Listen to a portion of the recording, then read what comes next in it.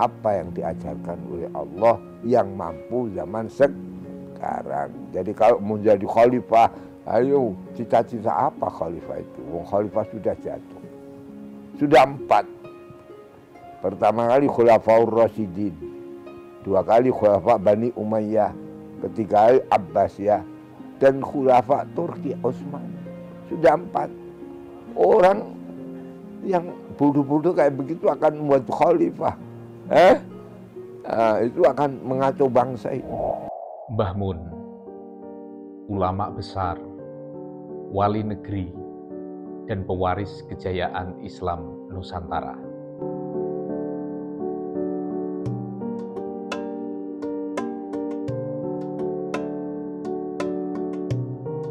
Di antara riuh rendah zaman, sesosok hamba Allah berjalan dengan tenang, membawa cahaya ilmu, kasih, dan keberkahan.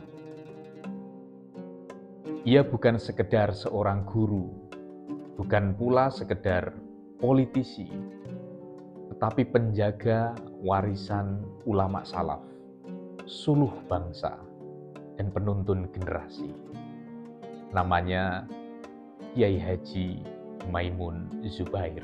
Namun jutaan santri dan umat memanggilnya dengan penuh cinta. Mbah Mun. Siapakah Mbah Mun itu sendiri? Beliau lahir di Bumi Rembang, sebuah kabupaten yang berada di pucuk paling timur dari Jawa Tengah, antara perbatasan Jawa Tengah dan Jawa Timur. Beliau lahir tahun 1928, persis ketika Sumpah Pemuda dikumandangkan. Di tengah keluarga ulama yang harum namanya, ayahandanya, Allahyarham Kiai Haji Zubair Dahlan, adalah seorang ulama besar, pengasuh pesantren sarang, dan mursyid ruhani yang mendalam. Dari rahim keilmuan itulah Maimun kecil tumbuh dalam limpahan doa, zikir, dan kitab. Belum genap usia remaja, ia telah hafal ratusan bait nazom dan fasih membaca kitab-kitab gundul warisan para ulama besar. Sejak muda, Mbah Mun menempuh rihlah ilmiah. Beliau belajar dari satu pesantren ke pesantren lain, dari sarang ke Lirboyo, hingga tanah suci Makkah Al-Mukarramah. Ilmu beliau dalam, akhlaknya lembut, dan kealimannya terus memancar. Namun lebih dari itu, hati beliau luas, menampung siapapun yang datang tanpa sekat. Sepulang dari Makkah, Mbah Maimun tidak memilih kemewahan dunia. Ia pulang ke kampung halaman, membangun kembali pesantren Al-Anwar dari nol. Di tengah kesederhanaan, beliau mendidik santri-santrinya dengan cinta, dengan ketegasan, dan doa yang tak pernah putus.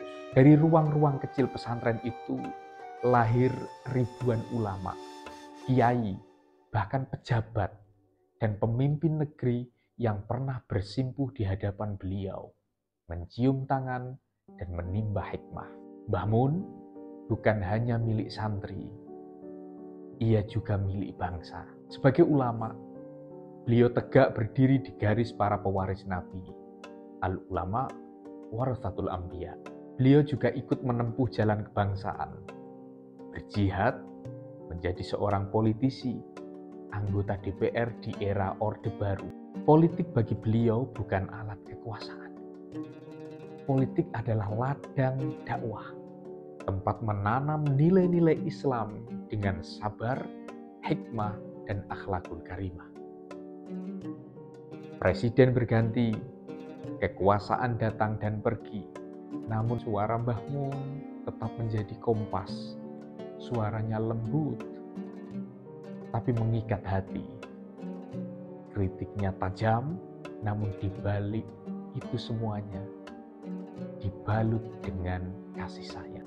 Mbah Mun suatu ketika pernah dawuhan, ulama tidak boleh buta politik, tapi jangan terseret dalam ambisi.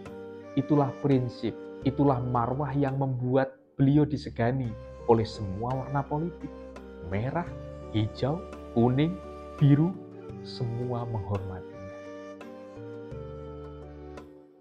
Namun lebih dari semua itu, Mbah Mun adalah seorang kekasih Allah, wali Allah, yang menyembunyikan kedalaman rohani di balik kesahajaan hidup. Tak pernah beliau mencari panggung, tapi panggung datang sendiri mencari wajah beliau yang bersinar.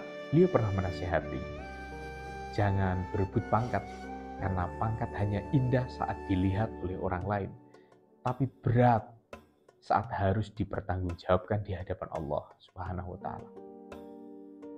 Tahun 2019, di tanah suci yang dicintainya, Mbah Mun menghembuskan nafas terakhir di hadapan Ka'bah dalam keadaan berihram dalam bulan Dzulhijjah yang suci, seolah Allah menyambut beliau di puncak kehormatan. Disalatkan ribuan jemaah di Masjidil Haram, dimakamkan di Ma'lah, bersebelahan dengan makam keluarga Nabi. Seluruh Nusantara menangis, bukan hanya kehilangan seorang ulama, tapi kehilangan seorang guru, ayah, dan penjaga nurani bangsa.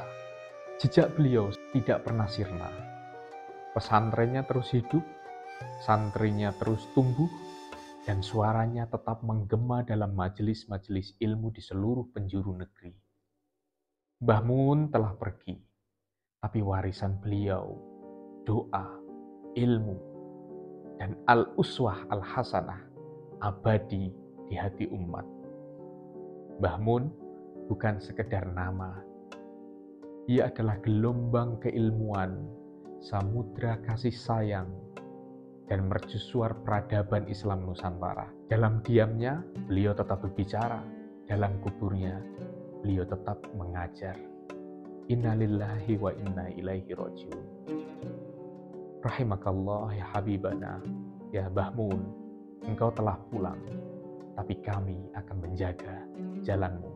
Kiai Haji Ahmad Mustofa Bisri, Gusmus, beliau dawuhan begini, pasti panjenengan semuanya pernah merasakan seolah-olah saya adalah orang yang paling disayang oleh Mbah Maimun.